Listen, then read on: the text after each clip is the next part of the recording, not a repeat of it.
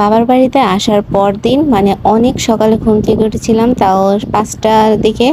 আর এই সময় এই পরিবেশটা দেখতে যে এতটা সুন্দর লাগছে। আর হচ্ছে সকাল সকালে প্রচুর মেঘ লেগেছে, আর বৃষ্টি হচ্ছে না আজকে অনেক দিন ধরে, আর প্রচুর গরম রাজশাহীতে। তারপরে তো সকাল সকালেই আম্মুকে বললাম যেহেতু আকাশে মেঘ লেগেছে তাহলে খিচুড়ি রান্না করো। আর খিচুড়ি আর আম্মুর হাতের স্পেশাল আমের আচার, এই দুইটা থাকলে একদম জমে যায়। আমার তো অনেক ভালো লেগেছে আমের আচারটা। তারপরে তো আমের আচারটা দিয়ে মজা করে হচ্ছে খিচুড়ি দিয়ে খেয়েছি। আর এই আমের আচারটা হচ্ছে একদম ঝাল ঝাল ঝাল আমের আচার। আর এটা হচ্ছে আমের মানে খোসা সহই এইটা আচার দিতে হয় এইভাবে। তারপরে এই তো এখন হচ্ছে সকালের খাবারটা খেয়ে নিচ্ছি, অনেক মজা করেই খেয়েছি সকালের খাবারটা।